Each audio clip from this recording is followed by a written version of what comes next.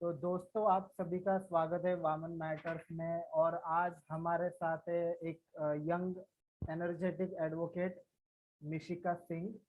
वो संस्थापक है न्यू लीगल फाउंडेशन की, जो प्रो बोनो सर्विसेज देते हैं। प्रो बोनो मतलब फ्री सर्विसेज देते हैं, फ्री लीगल सर्विसेज।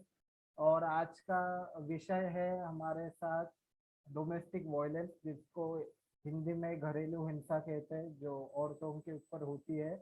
और इस विषय पे विस्तृत एकदम इलेबरेट वे में बात करेंगी एडवोकेट निशिका सिंह।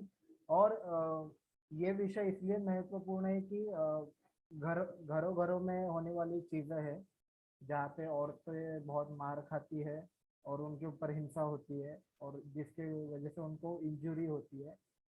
तो निशिका सिंह, एडवोकेट निशिका सिंह, मैं आपसे रिक्वेस्ट करूंगा कि अभी आप लीड कीजिए ये टॉक, और आप मुद्दे विस्तृत से इसके ऊपर बात कीजिएगा।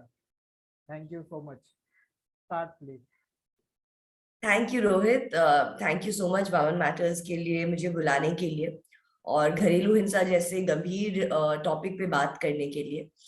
तो शुरुआत यहीं से करते हैं कि किसी भी चीज के बारे में अगर हम बात करते हैं, कोई भी ऑनलाइन वेबिनार, सेमिनार, कोई भी वर्कशॉप होती है, तो ये जानना थोड़ा जरूरी है कि हम उस टॉपिक के बारे में क्यों बात कर रहे हैं।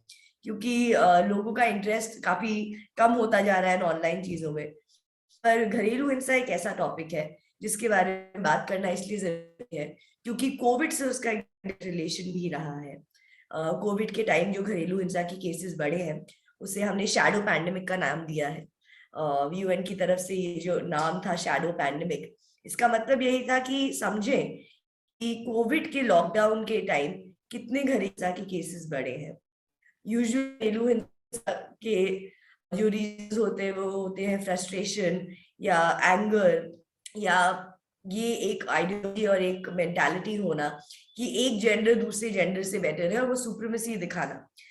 एक डोमेस्टिक रिलेशनशिप में एक पावर स्ट्रगल को सॉर्ट ऑफ बैलेंस आउट करने के लिए हिंसा का इस्तेमाल किया जाता है। कोविड में ये केसेस इसलिए बढ़ गए क्योंकि बहुत से जो लोग थे वो एक तो लोगों को आदत नहीं थी एक बार घर में साथ में रहने की। तो जब साथ में रहे, ज्यादा टाइम स्पेंड किया, तो काफी ऐसी चीजें हुई जिनका रिजल्ट हिंसा हुआ। दूसरी ये थी कि बहुत फ्रस्ट्रेशन हो गई थी कि घर से निकल नहीं पा रहे हैं और काम सफर कर रहा है, बहुत लोगों को लॉसेस हुए। बहुत लोग जो उनकी रोजमर्रा की जिंदगी थी उसमें फर्क आ गया क्योंकि आमदनी में फर्क आ गया। बहुत लोगों को ले ऑफ कर दिया गया। तो उस वजह से भी काफी केसेस बढ़े क्योंकि फिर आपको पार्टनर के अलावा कोई मिला नहीं अपनी फ्रस्ट्रेशन निकालने के लिए।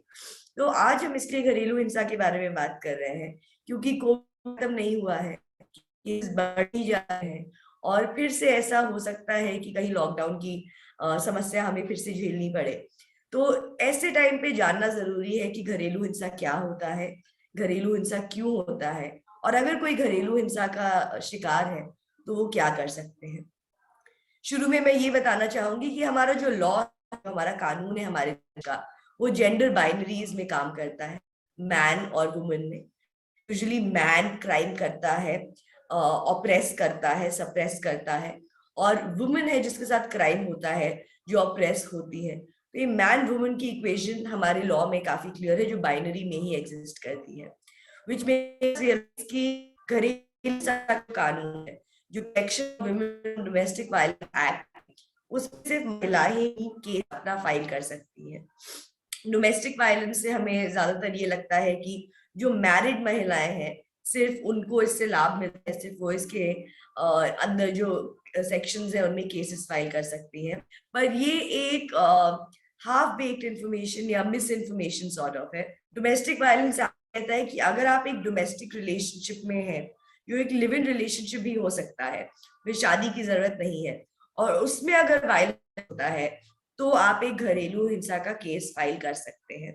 एज लॉन्ग एज आप एक औरत हैं और आप एक घरेलू सेटिंग में है, डोमेस्टिक हाउस होल्ड में है, और आपके साथ वायलेंस हो रहा है, you are covered under the domestic violence act. दूसरी बात फिर ये आती है कि अगर किसी के साथ वायलेंस हो रहा है तो इसके खिलाफ केस फाइल कर सकता है। हमें ज्यादातर यही लगता है कि केस आप सिर्फ हस्बैंड के खिलाफ या मेल पार्टनर के खिलाफ कर सकते हैं, is again incorrect information. जब डोमेस्टिक हिंसा के केसेस फाइल होते हैं तो वो हस्बैंड, मेल पार्टनर या उनके फैमिली मेंबर्स के खिलाफ भी हो सकते हैं। अगर कोई जॉइंट फैमिली सेटअप में रह रहा है और mother in law, father in law, sister in law, brother in law, husband के किसी भी ब्लड रिलेटिव की तरफ से भी अगर कोई वायलेंस हो रहा है तो वो भी डोमेस्टिक वायलेंस एक्ट के अंडर कवर होगा। ठीक है, तो हमने बात की कि कौन केस फाइल कर सकता है और किसके खिलाफ केस फाइल कर सकते हैं।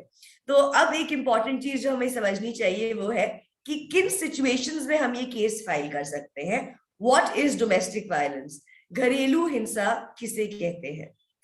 हिंसा और वायलेंस हमें टीवी शोज, हमारे आसपास के लोगों ने यही समझाया है कि वायलेंस हमेशा फिजिकल होता है। किसी को शारीरिक चोट पड़ती है तो उसे वायलेंस कहा जाता है, जो सही बात है। पर जो घरेलू हिंसा एक्ट है हमारा, वो वायलेंस की जो डेफिनेशन है उसमें बहुत एक वाइड स्पेक्ट्रम है। तो सिर्फ फिजिकल वायलेंस नहीं है जो हमारे डोमेस्टिक वायलेंस एक्ट में कवर्ड है। हमारे डोमेस्टिक वायलेंस एक्ट में एक्चुअली में 4 प्रकार की हिंसाएं हैं जो कवर्ड है। पहला फिजिकल अब्यूज, जिससे हम ज्यादातर आप जानते हैं, समझते हैं। इसमें कोई भी ऐसा एक्शन या कंडक्ट जिससे दूसरे इंसान को फिजिकल हार्म हो रहा है, या कोई भी क्रिमिनल इंटिमिडेशन या फोर्स यूज किया जा रहा है, या कोई भी ऐसा कंडक्ट या एक्ट जिससे दूसरे इंसान को बॉडीली पेन हो रहा है या कोई डेंजर हो रहा है उनके लाइफ को, लिम्ब को, हेल्थ को, उसको हम असॉल्ट, फिजिकल अब्यूज कहते हैं। तो फिजिकल अब्यूज में भी काफी सारी चीजें हैं जो कवर होती हैं। क्रिमिनल इंटिमिडेशन और क्रिमिनल फोर्स जो आईपीसी की कुछ धाराओं में डिफाइंड है, वो भी फिजिकल अब्यूज में कवर होता है। तो ये पहला टाइप का अब्यूज था। जो दूसरा टाइप का अब्यूज है वो हम फेस करते हैं, समझते हैं, पर उसे वायलेंस नहीं एक्नॉलेज करते हैं, जो है वर्बल और इमोशनल अब्यूज। किसी भी महिला के साथ अगर कोई इंसल्टिंग बिहेवियर हो रहा है, ह्यूमिलिएशन कॉज हो रही है, या कोई ऐसी धमकी दी जा रही है कि अगर तुमने ऐसा नहीं किया तो तुम्हारे पेरेंट्स के साथ या भाई बहन के साथ कुछ ऐसा करेंगे, that threat to cause pain to a loved one is also included in verbal and emotional abuse. इसमें रिडिक्यूल हो सकता है, जो हम बोलते हैं ताने देना, टॉन्ट्स मारना, इंसल्ट करना, और काफी इंसल्ट्स होते हैं जो इस चीज के लिए होती है कि बच्चा नहीं पैदा करके दिया या हमें लड़का पैदा करके नहीं दिया। ये सारी चीजें वर्बल और इमोशनल अब्यूज के अंडर डिफाइंड है हमारे डोमेस्टिक वायलेंस एक्ट के अंदर। जिस केस में फिजिकली हार्म नहीं हो रहा है लेकिन धमकी दी जा रही है कि तुम्हें तो गैस के सिलेंडर से उड़ा देंगे, या तुम्हें तो बिल्डिंग से धक्का मार देंगे, या तुम्हारी गाड़ी का एक्सीडेंट करवा देंगे, जिन भी केसेस में थ्रेट्स है कि फिजिकल पेन कॉज करेंगे किसी भी इंसान को या उनके किसी रिश्तेदार को, किसी भी महिला को या उनके किसी लव्ड वन को, उसे हम वर्बल और इमोशनल अब्यूज मानेंगे, और उसके लिए भी डोमेस्टिक वायलेंस एक्ट के अंदर अप्रोच किया जा सकता है कोर्ट को। तो ये दूसरा था। तीसरे पे आते हैं। तीसरा है इकोनॉमिक अब्यूज। इकोनॉमिक अब्यूज जैसा हम समझ सकते हैं नाम से ही, वो पैसों के मामलों से देखा जाता है। बहुत सारी महिलाएं होती हैं जो अपने दम पर नहीं खड़ी होती हैं, जो पैसे नहीं कमा रही होती हैं, जो नौकरी नहीं कर रही होती हैं। तो अगर कोई ऐसी महिला है जिनको उनके हस्बैंड या पार्टनर डिप्राइव कर रहे हैं जो रिसोर्सेज हैं जो महिलाओं को भी मिलनी चाहिए, या कोई उनकी प्रॉपर्टी को डिस्पोज ऑफ करने में, या किसी प्रॉपर्टी जिसमें इंटरेस्ट है उसमें कोई रिस्ट्रिक्शन लगा रहे हैं, चाहे वो गाड़ी हो, जॉइंट अकाउंट हो, या जिस घर में वो लोग रह रहे हैं वो हो, इस तरीके से कोई भी अगर कंडक्ट होता है तो उसे इकोनॉमिक अब्यूज कहते हैं। सॉरी। इकोनॉमिक अब्यूज में एलियनेशन ऑफ एसेट्स भी हो सकते हैं। जिस चीज में महिला और उनके हस्बैंड दोनों का इंटरेस्ट है उससे डिस्पोजेस करने की बातें भी हो सकती हैं।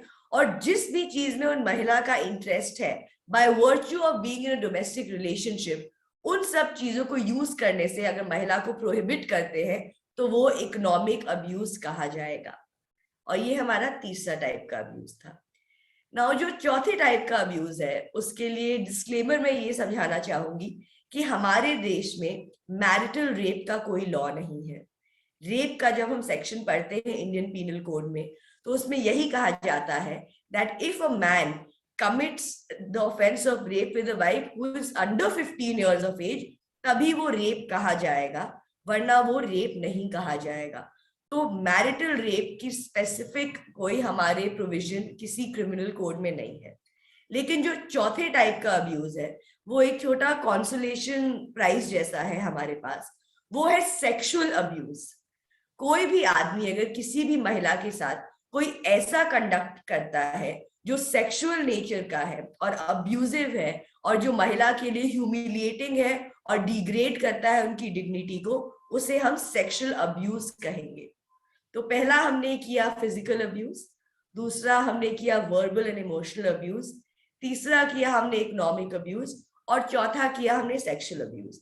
ये 4 तरीके के अब्यूज हैं जो हमारे डोमेस्टिक वायलेंस एक्ट में कवर्ड है। और सिर्फ फिजिकल अब्यूज नहीं, किसी भी 4 कैटेगरीज में अगर आप या आप किसी को जानते हैं जो सफर कर रहे हो, तो कोर्ट के पास वो जा सकते हैं रिलीफ मांगने के लिए। तो रिलीफ की जब बात आती है तो उसमें हमें ये समझना जरूरी है कि अगर हम रिलीफ मांगने जा रहे हैं तो हम कोर्ट से क्या रिलीफ मांग सकते हैं। काफी लोगों का ये सवाल होता है कि अगर हमने केस फाइल कर दिया अपने पति के अगेंस्ट तो हम रहेंगे कहाँ, हमारे बच्चों की देखभाल कौन करेगा, अगर पति पैसे नहीं देगा तो हम फिर आगे कैसे बढ़ेंगे, अपना ख्याल कैसे रखेंगे, हमारे पास कोई नौकरी है नहीं, हम बच्चे को घर पे अकेला नहीं छोड़ सकते हैं, हमारे पास रहने की जगह नहीं होगी। तो ये बहुत सारी चीजें हैं जो महिलाओं को डाउट्स होते हैं कि अगर वो डोमेस्टिक वायलेंस का केस फाइल करेंगे तो वो उसमें आगे कैसे बढ़ेंगे और कोर्ट से क्या मांग सकते हैं। तो कुल 5 तरीके की चीजें हैं जो हम कोर्ट से मांग सकते हैं। सबसे पहला और सबसे जरूरी है प्रोटेक्शन ऑर्डर। प्रोटेक्शन ऑर्डर में हस्बैंड को प्रोहिबिट किया जाता है from continuing to commit the acts of domestic violence. तो घरेलू हिंसा के जो भी एक्ट्स हो रहे हैं उन पे रोक लगाई जाती है। इसमें ऐसी भी प्रोटेक्शन ऑर्डर दे सकती है कोर्ट जिसमें वो सॉरी, तो जैसा कि मैं बता रही थी, प्रोटेक्शन ऑर्डर में ऐसे भी कोर्ट आपको ऑर्डर दे सकती है जिसमें वो हस्बैंड को या पार्टनर को वाइफ से कम्युनिकेट करने के लिए भी मना कर दे, या अगर वाइफ काम कर रही है या पार्टनर वाइफ काम कर रही है तो उनका जो वर्क प्लेस है वहां जाने से भी उनके पार्टनर या हस्बैंड पे रोक लगाई जाए।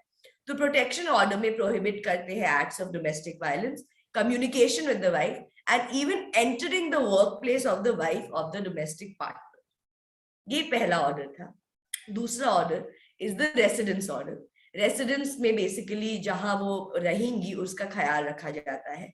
इसमें अगर वायलेंस हस्बैंड की तरफ से हो रहा है और कोर्ट को लगता है कि हाँ इंसिडेंट्स ऑफ वायलेंस हमें दिख रहे हैं शुरू में ही, तो वो रिस्ट्रिक्ट कर सकता है कि हस्बैंड या और उसके किसी परिवार वालों में से कोई ट्रबल नहीं कॉज करेगा जो औरत एक शेयर्ड हाउस होल्ड में रह रही है। अगर वो ऐसा करते हैं, कोर्ट का ऑर्डर वायलेट करते हैं, तो उनके अगेंस्ट अलग से कंप्लेन की जा सकती है। अगर वायलेंस के केसेस ऐसे हैं जिसमें लगता है कि साथ रहने में वुमन सेफ नहीं हो, तो हस्बैंड को उस घर से निकलने को भी कहा जा सकता है। अगर ऐसा सिचुएशन होता है औरत अपने बच्चे के साथ अलग रहना चाहती है, तो उस केस में पति को ऐसा अमाउंट रेंट करने को कोर्ट बोल सकती है जिसमें औरत और बच्चा same standard of living continue कर सके एक रेंटेड हाउस होल्ड में। सॉरी।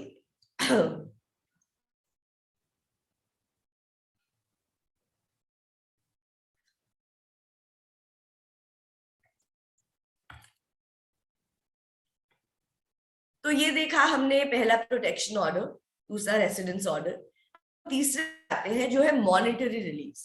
बहुत बार ऐसा होता है कि महिलाएं अपना खर्चा नहीं उठा पाती है। इसका कोई भी रीजन हो सकता है कि बच्चों का ख्याल रखने के लिए नौकरी नहीं की, या वो घर संभाल रही थी जबकि हस्बैंड काम करके पैसे कमा रहे थे।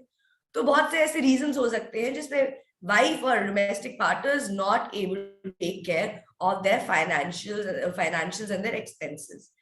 तो इसमें कोर्ट एक ऑर्डर दे सकती है मॉनेटरी रिलीफ का, जिसमें हस्बैंड या पार्टनर को मॉनेटरी रिलीफ देना होगा और एक्सपेंसेस देने होंगे, और जो भी लॉस सफर हुआ है वुमन को और या उनके बच्चों को as a result of domestic violence, इसमें लॉस ऑफ अर्निंग्स हो सकती है, जैसे कोई महिला ऑफिस नहीं जा पा रही है क्योंकि बहुत डोमेस्टिक वायलेंस हो रहा है, या उनका डोमेस्टिक वायलेंस के चक्कर में हाथ टूट गया या आईसाइट चली गई, तो उसका मेंटेनेंस और मेडिकल एक्सपेंस, और उसमें मेंटेनेंस हो सकती है बच्चे की और औरत की भी, कि महीने में कितने पैसे चाहिए एक प्रॉपर लाइफ जीने के लिए, तो ये पैसे उनका हस्बैंड देगा उन्हें।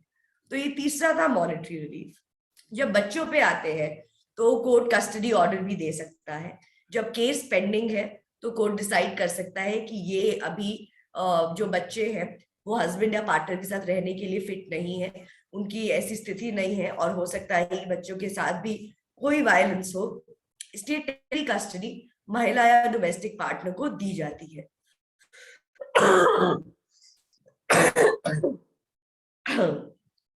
ओके, तो चौथा हमने किया कस्टडी ऑर्डर, और पांचवा है कॉम्पनसेशन।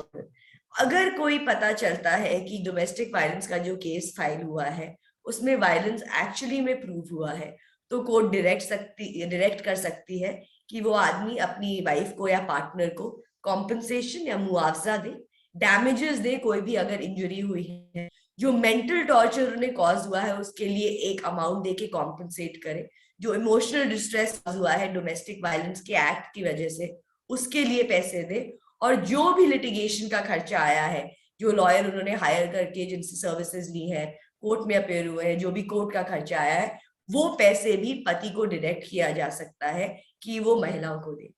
तो 5 टाइप की हमने रिलीफ्स देखी है।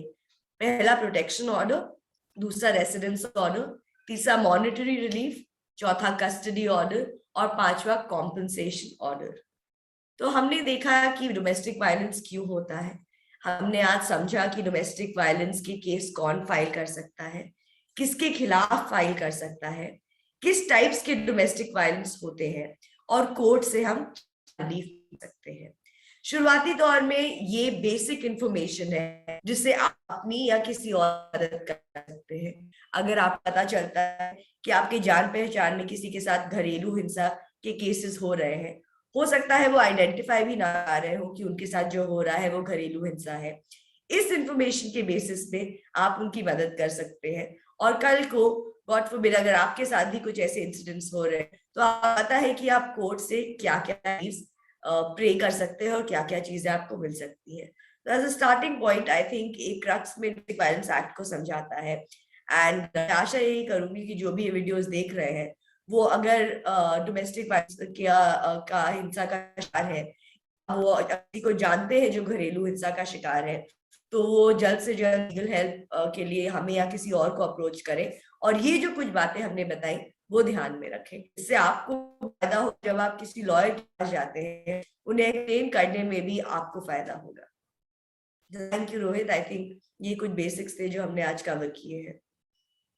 थैंक यू एडवोकेट निशिका, मतलब आपको इतना, आपकी तबीयत ठीक भी नहीं है तभी भी आपने इतना बात किया एकदम फ्लो में, एकदम सही तरीके से। Thank you so much for that, for your determination to come and speak जो भी सच है वैसे कि वैसे। और people, thank you so much कि आपने ये टॉक देखी, और मैं आपको विनती करूंगा कि जो भी इसमें बताया है आप उसके ऊपर सोचिएगा कि क्या है इसमें, क्या बताया क्या नहीं। हम सोचना बहुत तकलीफ देने वाली चीज रहती है, लेकिन फायदा भी होता है उसका। तो हमें यहीं पे रुकता हूँ, हम फिर से मिलेंगे कभी next time. Thank you so much ma'am, आपने बात किया। Thank you again and keep prospering, keep going ahead in your life. And I hope new legal foundation से भी बहुत लोगों को हेल्प हो जाए, और ये इंफॉर्मेशन भी जो बिगनर्स है उनको भी बहुत हेल्प करे गाइडिंग डायरेक्शन के लिए। Thank you so much. Thank you Rohit, thank you for inviting me. और हम भी यही चाहेंगे कि ज्यादा से ज्यादा लोग को फायदा हो ये इन्फॉर्मेशन देख के, और अगर कोई हमसे टच में आना चाहता है तो वो इन्फॉर्मेशन भी वो आपसे ले सकते हैं। Thank you. Thank you.